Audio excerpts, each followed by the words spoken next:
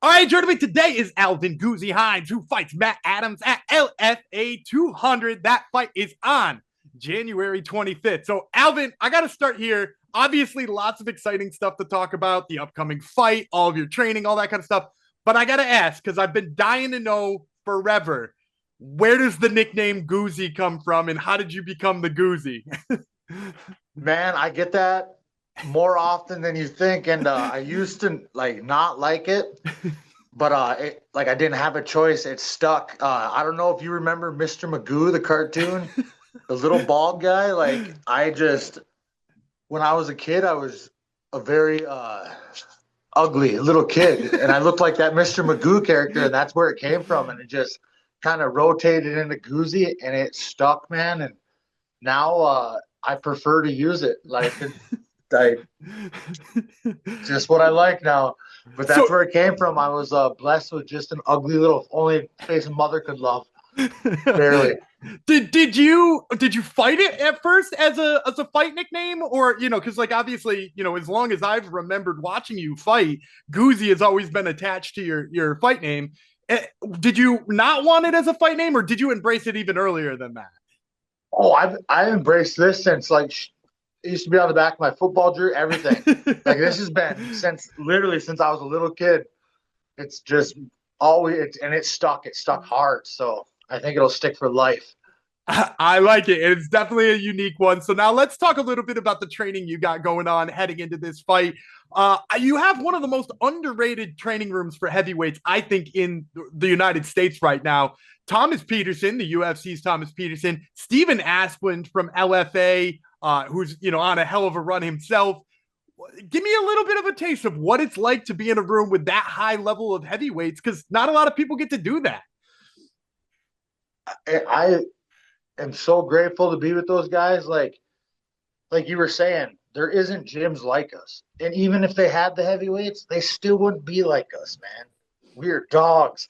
And we're just we all help each other. And like Tommy up in the big game, we've got Lawrence, Isaiah, Steven, Gable comes in there, Billy, Caleb Truex, and you never know who's gonna come in there, but those are like our main guys that come in there and stuff, and we work and our like charisma in there and training camps and the way Tommy has switched up camp and stuff. It's like no other gym around here, and we're coming and we're gonna make a huge statement. Like this gym is gonna people are gonna hear about us if they haven't already.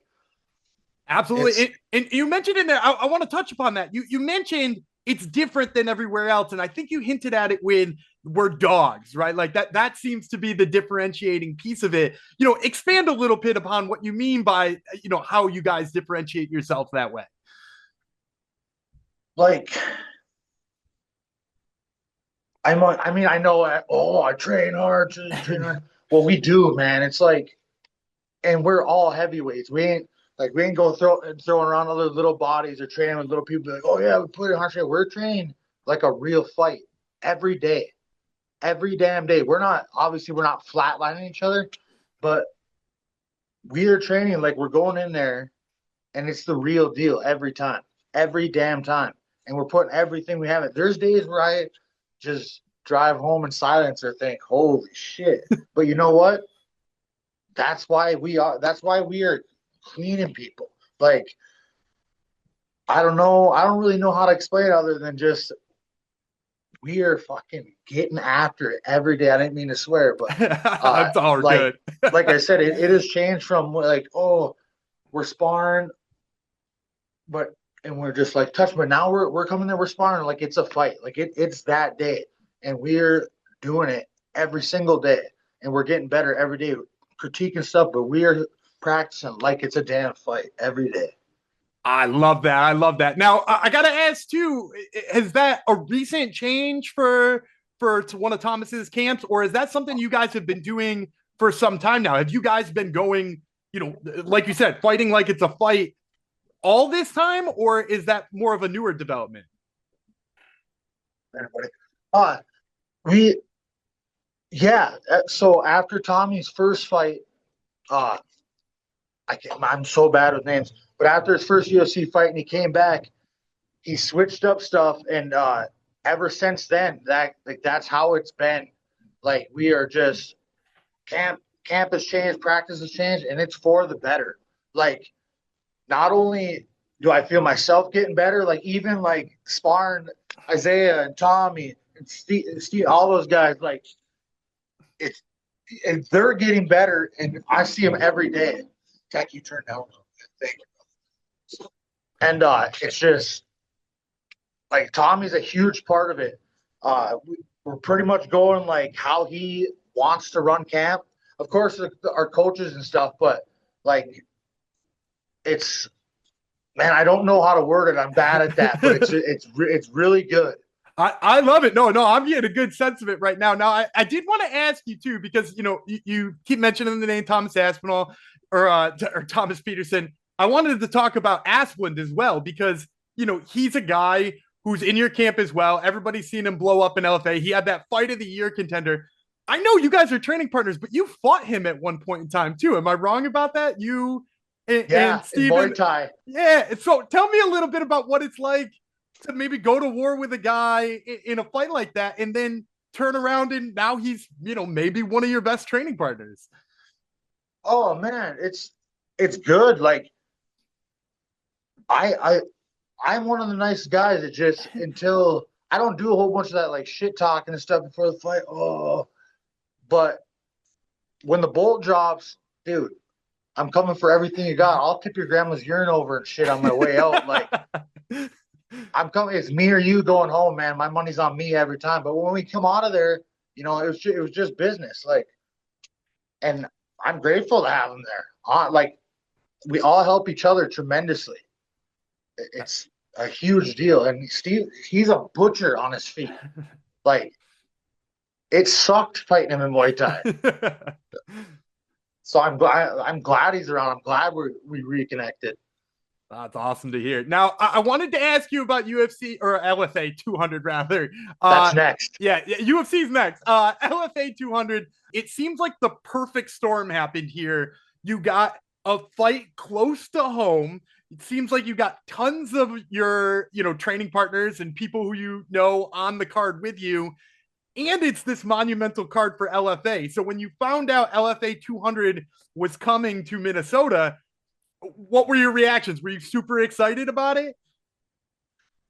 I've been so lucky. All my fights have been at the same place, dude. And as long as I didn't lose, I was told I shouldn't have. Won't have to travel. And I just been boom, boom, boom, boom, and it's been working. And so many of my fans like show up there because I happen to get them in Minnesota, and I got a huge following right now. And of course, I'm pumped every damn time. They're like, "Yep, Minnesota." I'm like, "Yes," because all of it, like it's driving distance and stuff, and it's a nice venue. And there's nothing better than when I walk out and it blows up so loud that guy can't even. The guy across me can't even hear himself breathe. He's like, "Shit, man." People like this guy for some reason.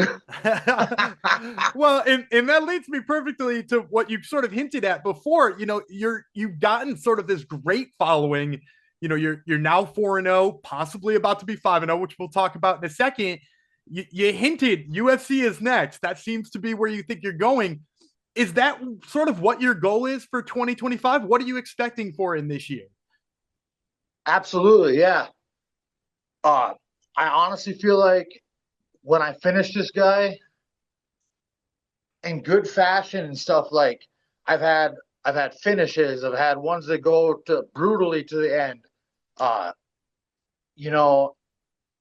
I think if I make this one impressive and with the following and stuff, and like show how much I've improved, I really think that they'll call. I do. I know it. I love it. That is the goal, and we'll see it happen. I love it. So then let's talk about how we're going to make this impressive too. Matt Adams, a guy who is an LFA veteran as well. He's been in some dogfights too. When they brought you that name, he's obviously got a good record and has been around. Was that a name that got you excited? And what did you think of the style matchup? Tell you the truth, I guess he called me out on Oh, Instagram, or not really called me out, but like commented on LFA's post and said, "Hey, I want him next. Or if I win my next one, I want him next." And I guess he won, so he gets his wish. So I'm always excited, no matter who it is. I haven't said no yet, and I don't plan on it. So like, just line them up because they're in the way. So just as fast as I can get them out of the way, that's what I need to do. I like it. So yeah, I was excited. And then like stylistically, how did you feel about the matchup? Now that you've gotten a chance to, like see some of the footage and stuff like that, what did you think about how you match up with him stylistically? Good. I think you know, I think he's just like a cement head upstairs because the dude just eats punches, man. Just so I think we have that in common for sure. But I've gotten way better at not eating so many, like with my face. So it's a good matchup. But I honestly think that he's gonna gas out, or if he gets finished before that. But yeah, it's a good matchup, and I'm just glad that he got his wish that he was barking for there. We are as well. Now, you led me perfectly to my last question. I never let a fighter get out of here without a prediction. So you just mentioned you think he's going to gas or you're going to get him out of there before. Call your shot for us. How's this one end January 25th? Uh Wait, repeat that one more time. Yeah, how do you think this was going to end? Give us a prediction on how you're going to finish it. Oh, yeah, for sure. I think it's either going to end ground and pound submission, ground and pounder submission, uh, or if he weasels his ass out of that somehow, I would like to really out. Dude, I have this itch for a head kick that is so bad. And I can't get him up there. I can. And I've been working on turning them over and stuff. And you got to give the people what they want. Who doesn't like to see a heavyweight get head kicked? I like to see that shit. So, if I can wing one up there for you guys, I will. And that's how I would like to see it happen. But that you put us both in that same category. We sign us up for that as well. And once again, fans, this has been Alvin Goozie Hines, who fights Matt Adams at LFA 200. Once again, that fight January 25th. Alvin, thank you so much for the time, man. I really appreciate it.